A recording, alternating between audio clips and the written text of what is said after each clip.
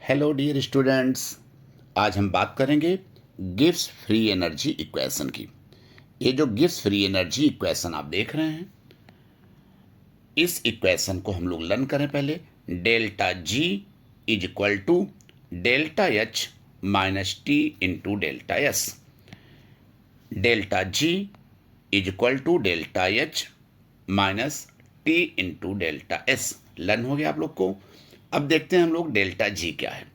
Delta G को हम लोग change in Gibbs free energy कहते हैं। इस डेल्टा जी को change in Gibbs free energy. Delta H को चेंज इन एंथैल्पी कहते हैं। टी को एब्सोल्यूट टेम्परेचर कहते हैं। एब्सोल्यूट टेम्परेचर बोलने का मतलब ये हुआ कि इस टेम्परेचर को केल्विन में मेजर किया जाता है। रही बात डेल्टा एस की, तो delta S this is called change in entropy. अब हम बात करेंगे डेल्टा जी के फिजिकल सिग्निफिकेंस का। तो डेल्टा जी करता क्या चीज़ है?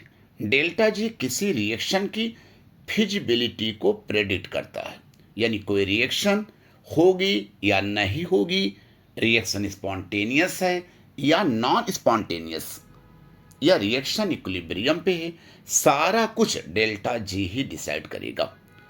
तो डेल्टा जी को सबसे पहले हम लोग डिफाइन कर लेते हैं कि व्हाट इज डेल्टा जी। देखिए, जब हम बात करेंगे डेल्टा जी की, तो डेल्टा जी किसी थर्मोडायनेमिक्स क्लोज्ड सिस्टम में कांस्टेंट प्रेशर और कांस्टेंट टेम्परेचर पर एक तरह का पोटेंशियल डिफरेंस है। यानी यह ये बताता है कि उस सिस्टम में कितनी ज़्यादा एनर्जी है जो किसी वर्क को परफॉर्म कर सकती है, यानी maximum amount of energy which can perform the work. किसी केमिकल रिएक्शन में मैक्सिमम एनर्जी जो उससे एसोसिएटेड है, जो वर्क को परफॉर्म कर सकती है, that is called delta G. इसको सही भाषा में और मैं समझा दूं आपको। जैसे आपने कोई सेल लिया, सेल के अपना एक पार्टिकुलर सेल रिएक्शन होता है। उस सेल रिएक्शन में अगर आप देखेंगे तो एनर्जी स्टोर होगी। तो वही जो मैक्सिमम एनर्जी उस सेल में स्टोर है, मैक्सिमम एनर्जी जो स्टोर की गई है, ठीक है ना, विल परफॉर्म दी वर्क, जो किसी वर्क को परफॉर्म करेगा, will perform the work, that is called change in Gibbs free energy. अब हम बात करते हैं change in enthalpy delta H की है क्या चीज़ है। देखिए, अगर हम change in enthalpy delta H के फिजिकल सिग्निफिकेंस की बात करेंगे, तो ये क्या होता है, एनर्जी ये भी होती है एनर्जी एट कांस्टेंट प्रेशर।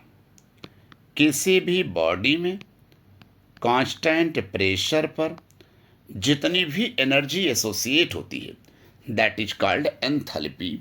और चेंज इन एंथैल्पी का मतलब ये हो जाता है कि एंथैल्पी प्रोडक्ट की माइनस एंथैल्पी रिएक्टेंट की, यानी प्रोडक्ट की एंथैल्पी माइनस रिएक्टेंट की एंथैल्पी। अब रही बात change in entropy delta S की, तो देखिए डेल्टा एस भी जो होगा एंट्रोपी प्रोडक्ट की माइनस एंट्रोपी रिएक्टेंट की होगी। लेकिन एंट्रोपी होती क्या चीज़ है, पहले ये भी तो डिफाइन हो जाए ना। What is entropy? एंट्रोपी किसी सिस्टम के रैंडमनेस को मेजर करता है। सिस्टम के रैंडमनेस को मेजर करता है, या किसी सिस्टम के डिसऑर्डर को मेजर करता है। जितना ज़्यादा सिस्टम में डिसऑर्डर होगा, रैंडमनेस होगा, उतनी उसकी एंट्रोपी होगी। अब अगर तुम इमेजिन करो, तो गैस आपको मैं दे रहा हूँ, एक लिक्विड दे रहा हूँ, एक सॉलिड दे रहा हूँ, किस में ज़्यादा रैंडमनेस है? गैस में। तो गैस की एंट्रोपी लिक्विड से ज़्यादा हो गई, लिक्विड की एंट्रोपी सॉलिड से ज़्यादा हो गई। तो इस तरीके से एंट्रोपी का ये कॉन्सेप्ट है कि गैस की एंट्रोपी, क्योंकि गैस में रैंडमनेस ज़्यादा होगा लिक्विड से, लिक्विड की एंट्रोपी सॉलिड से, क्योंकि सॉलिड में रैंडमनेस बिल्कुल कम होगा। अच्छा, अभी तुम्हारे घर की बात करें इंडिविजुअली, तो जिस घर की एंट्रोपी ज़्यादा होती है। इसका मतलब ये हुआ वहाँ मारपीट ज़्यादा होती होगी। जब मारपीट ज़्यादा होगी तो ऐसी सिचुएशन में अगर आपको, जहाँ पे मैंने कहा कि मारपीट ज़्यादा होगी, ऐसी सिचुएशंस में उस घर की एंट्रोपी भी ज़्यादा होगी। तो कोई कभी ये नहीं कहता कि मेरे घर की एंट्रोपी ज़्यादा है। क्यों? क्योंकि एंट्रोपी ज़्यादा बोलने का मतलब उसके यहाँ रैंडमनेस ज़्यादा है, मारपीट ज़्यादा होती है, डिसऑर्डर ज़्यादा है। अब हम लोग बात करते हैं फिर से लौट करके physical significance of delta G की। अगर डेल्टा जी की वैल्यू निगेटिव आ जाए तो इसका मतलब ये होता है कि रिएक्शन एक तो फिजिबल है और फिजिबल के अलावा स्पॉन्टेनियस है। स्पॉन्टेनियस का मतलब रिएक्शन सेल्फ प्रोसीडिंग है, यानी स्वतः हो जाएगी, यानी होना चाहती है। यानी डेल्टा जी निगेटिव ये कहता है अगर किसी रिएक्शन का डेल्टा जी निगेटिव है तो इसका मतलब प्रोडक्ट ज़्यादा स्टेबल है कंपेयर टू रिएक्टेंट, और रिएक्शन रिएक्टेंट से प्रोडक्ट की ओर स्वतः फिजिबल है, यानी होना चाहती है, स्पॉन्टेनियस है। Reaction is feasible means proceeds in forward direction. Similarly अगर किसी भी रिएक्शन का डेल्टा जी, ये जो डेल्टा जी आप देख रहे हैं, पॉजिटिव हो जाए तो पॉजिटिव कब होगा ये तो आपको क्लियर पता है, जब डेल्टा जी प्रोडक्ट का माइनस जी रिएक्टेंट का। प्रोडक्ट का जी ज़्यादा है, रिएक्टेंट का जी कम है। इसका मतलब हुआ कि रिएक्शन फिजिबल नहीं है, नॉट फिजिबल है। क्यों? क्योंकि कोई भी रिएक्शन हायर एनर्जी से लोअर एनर्जी चलती है। अब मान लो ए टू बी ये रिएक्शन लिया हमने, ए की 100 किलो जूल फ्री एनर्जी है, बी की 120 किलो जूल है, तो रिएक्शन हायर एनर्जी से लोअर की ओर चलेगी, तो रिएक्शन बैकवर्ड डायरेक्शन के लिए फिजिबल है, ना कि फॉरवर्ड डायरेक्शन के लिए। तो इसलिए मैंने लिख दिया रिएक्शन नॉट फिजिबल, यानी ये रिएक्शन फॉरवर्ड डायरेक्शन के लिए फिजिबल नहीं है। यहाँ पे रिएक्टेंट ज़्यादा स्टेबल होते हैं कंपेयर टू प्रोडक्ट के। सिमिलरली अगर डेल्टा जी की वैल्यू 0 आ जाए, जो एवरी ईयर एग्जाम के क्वेश्चंस होते हैं, अगर आपको याद हो, delta G 0 means reaction is at equilibrium. अगर किसी रिएक्शन का डेल्टा जी 0 हो जाए तो ये 100% श्योर है कि वह रिएक्शन इक्विलिब्रियम में होगी। अब ये इक्विलिब्रियम क्या चीज़ होती है? इक्विलिब्रियम का सबसे सिंपल मतलब होता है कोई भी पैरामीटर जब टाइम के साथ वेरी ना करे, यानी डी बाई डी टी, कोई भी एक पैरामीटर ले लो, कोई भी पैरामीटर बराबर 0, यानी वह पैरामीटर टाइम के बदलने के साथ कांस्टेंट है, तो that stage is called equilibrium. Equilibrium का मतलब ये हुआ कि अब उसमें कोई चेंजेस नहीं होंगे। जैसे ये देखो, हमने एक टॉप स्टेयर टाइप का एक बना दिया, आप बिल्कुल इस टॉप स्टेयर पे यहाँ खड़े हो, अगर आप स्लिप कर गए नी पे, तो स्लिप कर गए तो तुम स्टार्ट कर दिया रोलिंग, तुम्हारी बॉडी रोल करती हुई नीचे आ रही है।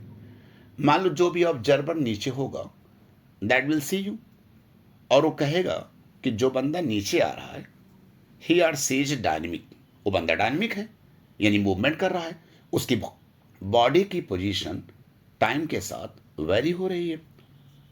लेकिन जब तुम नीचे आए जमीन पे और तुम दुनिया से चले गए, तो अब वही बंदा बोलेगा कि नाउ बंदा रीच्ड एट इक्विलिब्रियम।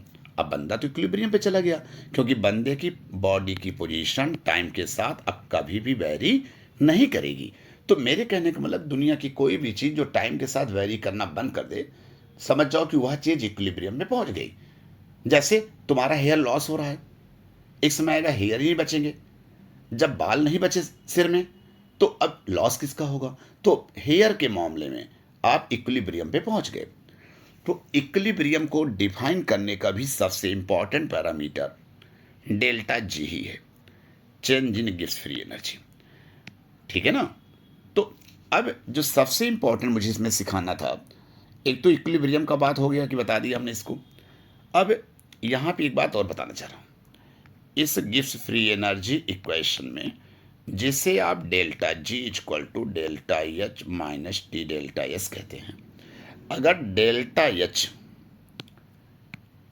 और डेल्टा एस दोनों के किसी भी कॉम्बिनेशन के लिए, दोनों के कॉम्बिनेशन का मतलब ये हुआ कि डेल्टा एच और डेल्टा एस दोनों के किसी भी कॉम्बिनेशन के लिए अगर डेल्टा जी की वैल्यू निगेटिव आ जाए तो रिएक्शन स्पॉन्टेनियस होगी।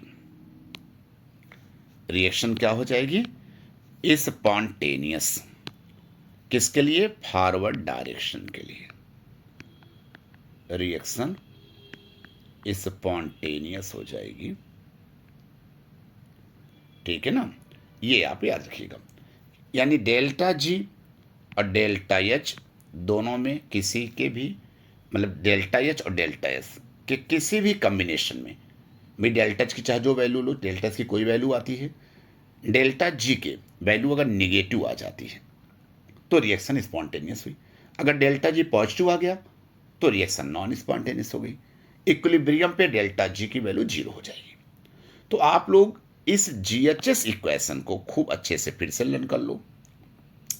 Delta G is equal to delta H minus T delta S, जहां पे delta G change in gas free energy हो गई, delta H change in enthalpy है, T absolute temperature, delta S change in entropy है।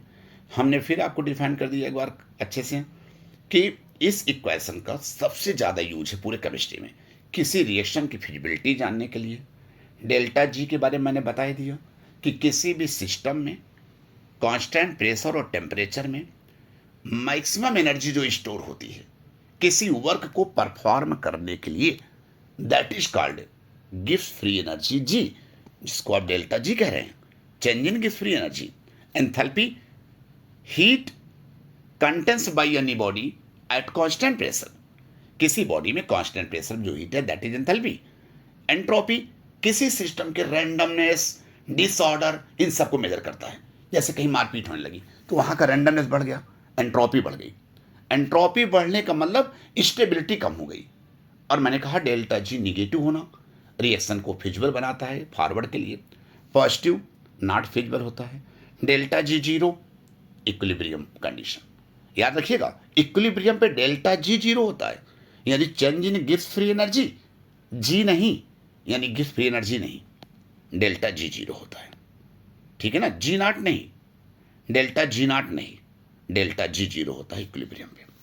तो एक बार आप लोग लर्न कर लीजिएगा। Thanks and best of luck.